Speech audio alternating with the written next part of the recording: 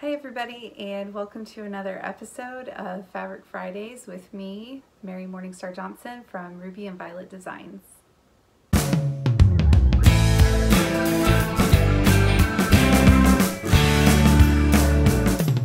am once again really excited to talk to you guys today about a few things. One, there is a book that came out last week that I purchased on Amazon, and I'm excited to talk to you about that and the fun projects in that book.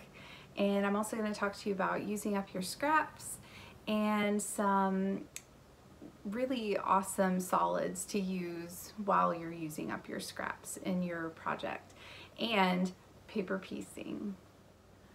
I started paper piecing in 2008, I think that it was. I took a class to paper piece a mariner's compass, and I loved the process. And I think what I loved about it is, coming from an illustration background, if I draw something or paint something, the thought that I can recreate that same thing as a quilt or with fabric is a really interesting concept to me. I kind of have gotten back into it here recently, and there is a girl that I like to follow on Instagram. She has a company called Jo, June, and May, and she is from Germany, and I've been following her for a while, and she's been posting these adorable animal paper pieced blocks. And she just published her book. It's called Adorable Animal Quilting. And as you can see, she uses a lot of bright colors, which, as you know, I love. And I have 3 done. I'm gonna make my way through the book at some point, but paper piecing is labor intensive. It takes a lot of time. And I like to plan out my colors and have it be pretty well thought out. So one thing that I love about this book is that in it you get your animal, your different animals. Each of the animals have a name. So this is Allie the alpaca. She gives you a fabric list and directions how to make it. And she shows you an example of making it out of fabric and what that looks like. And then she also gives you a finished copy, just a guide. I've used it more as a guide as I'm going along to make sure I'm putting the right colors in each section. And then this is a more general layout, and as you know, when you do the paper piecing, it's actually going to be the opposite of what you've done after you're done. And then after this are the pages to photocopy to do your different sections. And so what I did is I just photocopied, and I use Carol Doak paper piecing paper. I just use my printer and I just copy it onto there, and then it tears really easy. I feel like it holds up.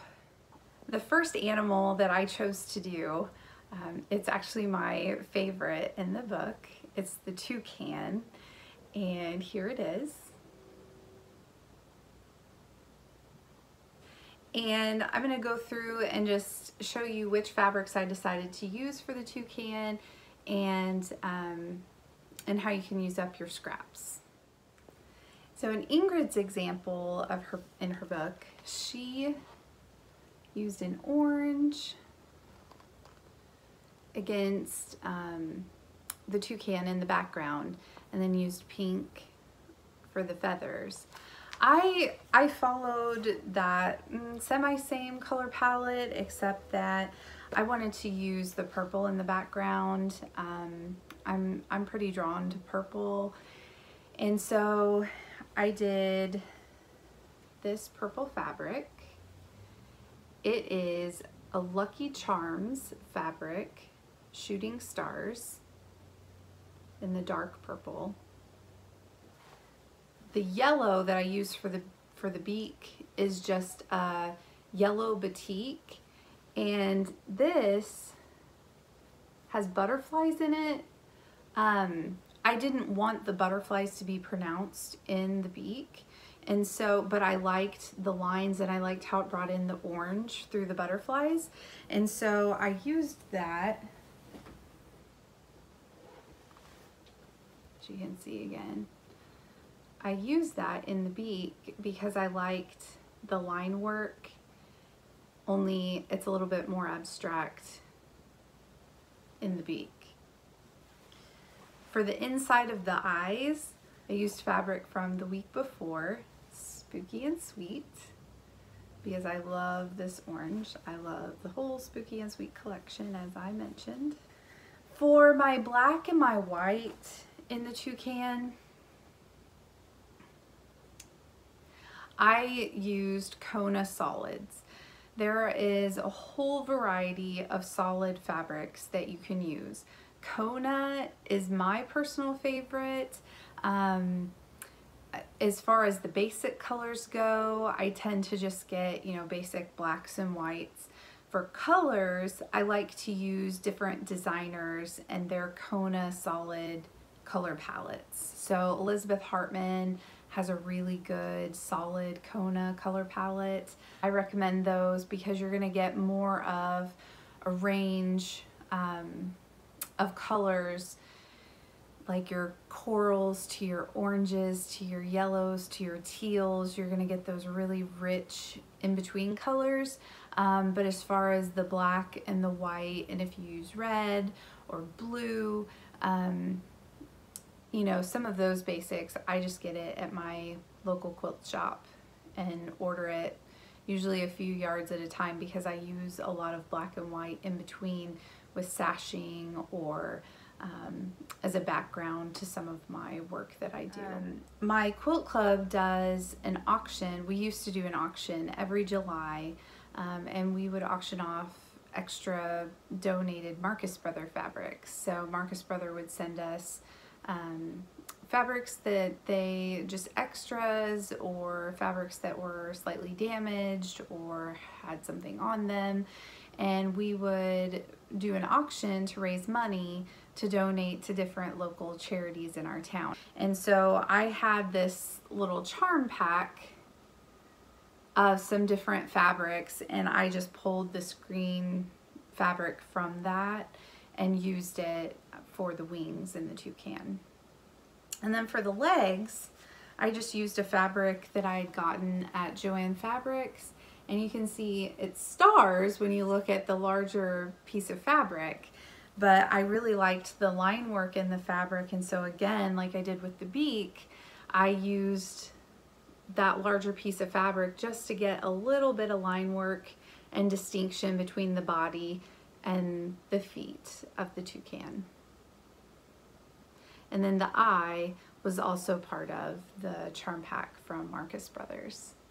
And so that's a great way to use up the fabrics in your charm packs and different scraps that you have, because in this book, and a lot like some other paper piecing projects, there's a lot of little pieces, and so you can really use up your scraps completing these little pieces within the block.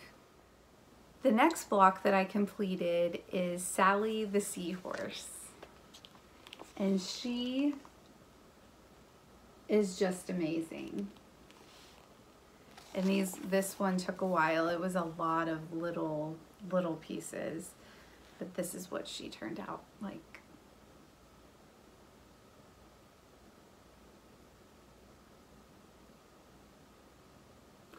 And I love her. I used different batiks. I had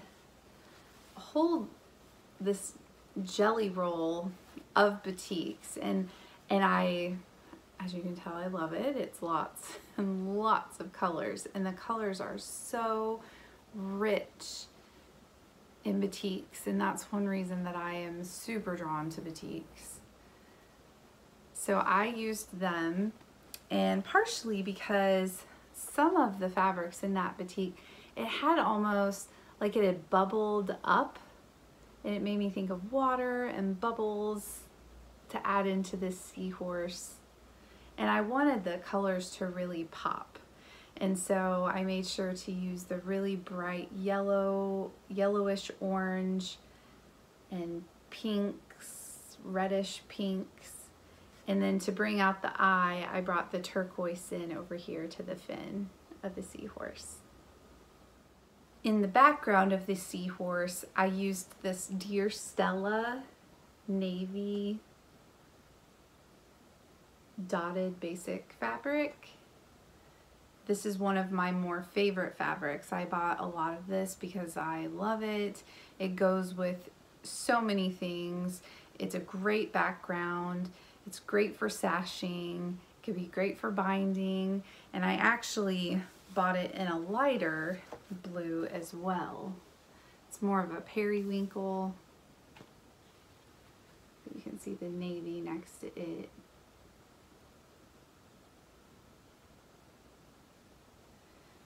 And Deer Stella has a lot of really great fabrics too. They're another really great fabric company. So you might check out some of their fabrics. Just Google Deer Stella fabrics, and they have a lot of really neat prints. They have a lot of really great designers, so definitely check them out.